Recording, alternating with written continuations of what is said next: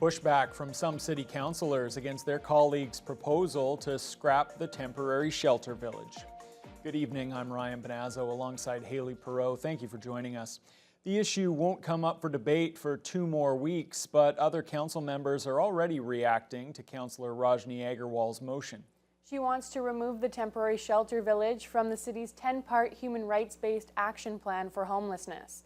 Agarwal's notice of motion was presented during last night's city council meeting. Jessica Clement has the story. To remove the village from our 10-point plan for the homeless strategy that we have. And the reason I'm bringing that forward is due to the fact that the federal government has come up with a very generous $13 billion homeless and housing program. On Monday, Rajni Agarwal spoke with TBT News, saying the city should focus more on permanent housing rather than temporary solutions. She notes it would be a better move to apply for that huge pot of federal funding and thinks the city could get around $60 million. However, McKellar Ward Councillor Brian Hamilton says there's no guarantees the city will receive any of that funding at this time. It's actually not an option. It's not even on the table. What is on the table right now is the crisis on our doorstep. I know that the DSAB as well, every year we build 50 to 60, this year could be up to 70 new supportive housing units. It's simply not enough. The demand is there, but we also need to get through this next 4 to 5 years. If that federal funding does materialize, it's going to be years in the making before we actually bring new units online. At-large Councillor Shelby Chung thinks the city can do both things, have a temporary solution and also work towards a permanent solution. We need all hands on deck. We need to have all solutions on the table and not just pick one thing to reach for. And it's absolutely admirable to get full-time permanent housing, but that's 5 years out and we can't wait that long. We have 557 people sleeping outside and who are homeless based on our point-in-time count. And that is a real number. Those are real people. Neebin Councillor Greg Johnson is waiting to hear all the information before voting on the motion during the next council meeting. One of my questions will be, I'm sure others around the table will have it as well, if we remove the temporary village, well, where is the 10-point plan? Does it dismantle altogether or does it remain afloat? So that will also be a question that will be asked, and I'll be very much paying attention to that answer as well. Agarwal's motion needs a supermajority or 9 votes to pass. Chung says she has some idea how the vote will turn out. I'd be interested to see if there is a seconder, because there needs to be a seconder to get it on the table. If there's no seconder, vote doesn't happen.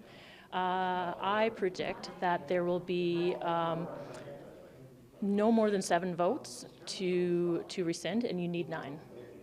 That's my prediction. Councillors will debate and vote on the motion on October 21st. Jessica Clement, TBT News.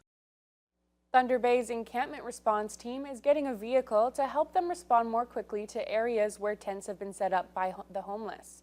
City Council unanimously supported a motion last night to include the expense in the city's capital budget. The $60,000 vehicle will be fully funded using part of a $230,000 grant from Health Canada's Emergency Treatment Fund.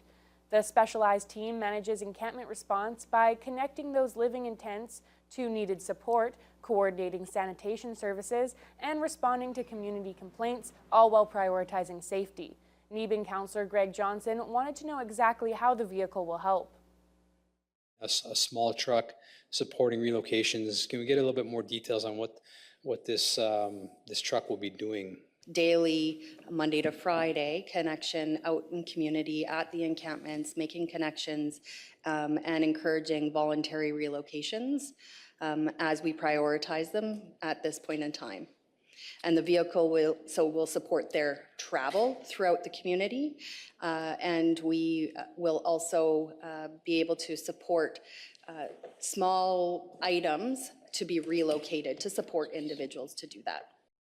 Also during last night's meeting, Council ratified a city staff recommendation to cut daytime ice bookings on weekdays at Neebin Arena and on Mondays at Grandview. The rinks will now open to users at 4 o'clock on those days. Thunder Bay Police are currently investigating a sudden death on Dawson Road in the County Fair area.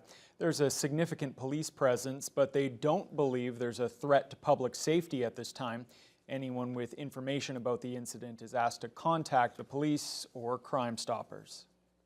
A forensic investigator took the witness stand on day 2 of the murder trial of 43-year-old Cameron Adamko. He's accused of killing his stepmother at her Westfort home in June of 2023. Jonathan Wilson has the details. Cameron Adamko is on trial for second-degree murder in connection with the stabbing death of his stepmother, 67-year-old Darlene Giba. She was found dead inside her home on East Mary Street with fatal wounds to her neck on September 27, 2023. A second suspect, Adamko's then-girlfriend, Jonna Sonago, was also originally charged with murder in the death, but she pleaded guilty late last year to the lesser charge of concealing evidence. In court on Wednesday, forensic investigator Derek Howe with the Thunder Bay Police described how they found 80 items of potential evidence in Giba's home and car and in Sonago's apartment. They included a garbage bag with the clothes the two suspects were wearing, as seen in surveillance video around Sonago's apartment on the day of the killing. The garbage bag also contained a rusty X-Acto knife wrapped in plastic gloves. A piece of a blade from an X-Acto knife was found in Giba's home with a blood-like substance on it. The trial continues on Thursday. Jonathan Wilson, TBT News. Police are actively searching for 2 people considered armed and dangerous in the area of Ganoogaming First Nation near Long Lac. The advisory was first issued around 4 o'clock this morning. Very little information has been released about the incident that led to the search, but OPP and Anishinaabeg police say they're looking for 2 black males, one taller than the other. The taller of the 2 is said to have been wearing an all-gray jogging suit and have braided hair. The shorter suspect was in black pants and black shoes. Police are asking Ganoogaming residents to continue to shelter in place indoors, and motorists on Highway 11 in the area are urged to avoid any unnecessary stops.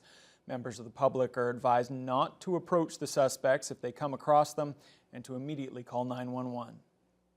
The Innova Business Park is getting a new high-profile tenant. Ontario Power Generation is moving its regional operations and administration centre to a site at the southwest corner of Innovation Drive.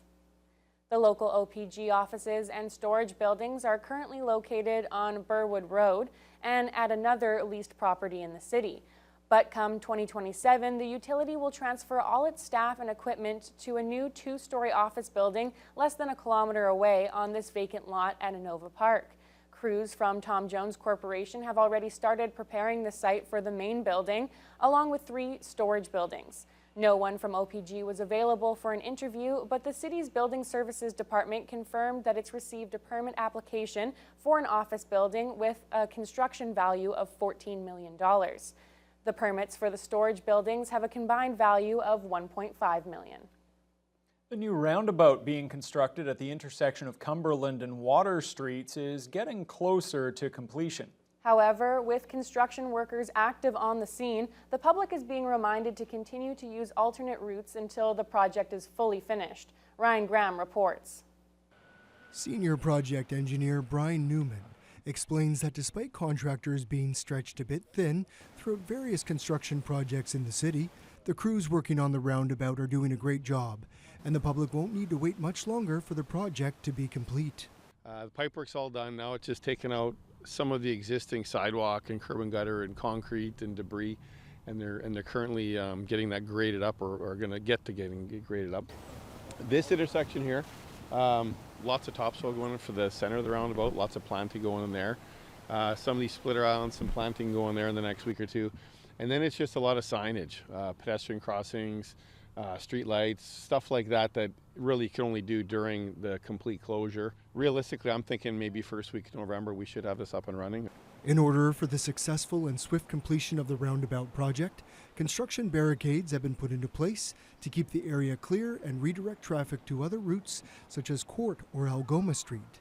But despite this, lately there has been a growing number of vehicles traveling around the barricades in an attempt to begin using the intersection before it is safe to do so.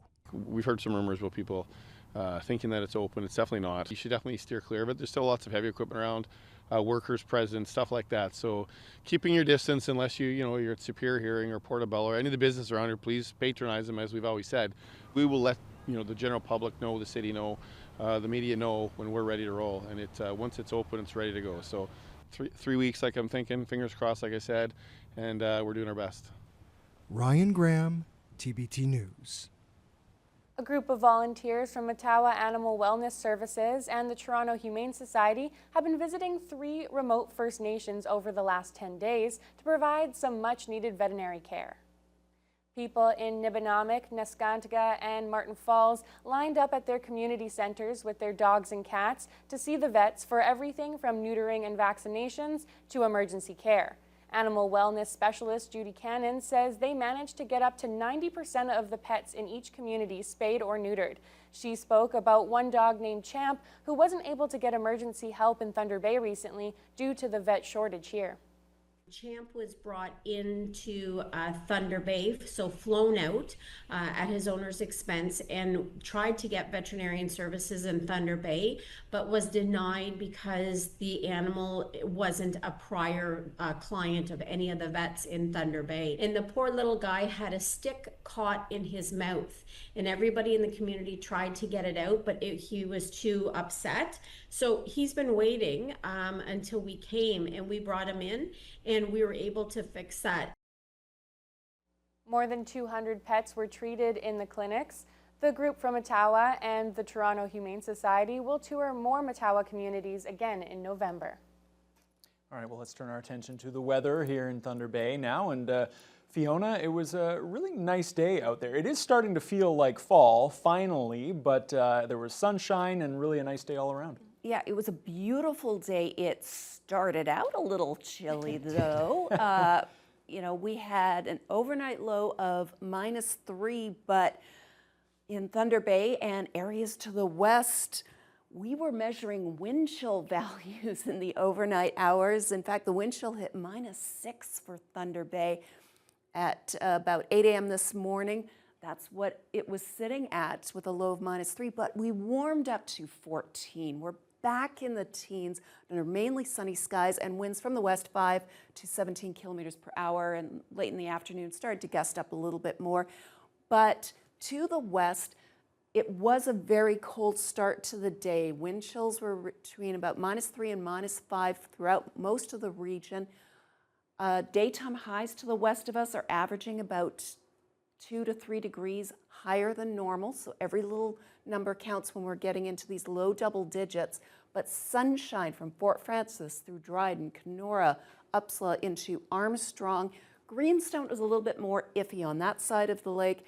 It was kind of a mixed bag. At this hour, though, it is sunny, and we're at 9 in Greenstone and Marathon, 8 in Wawa, which is pretty much right on target for this time of year, as is Sault Ste. Marie at 10.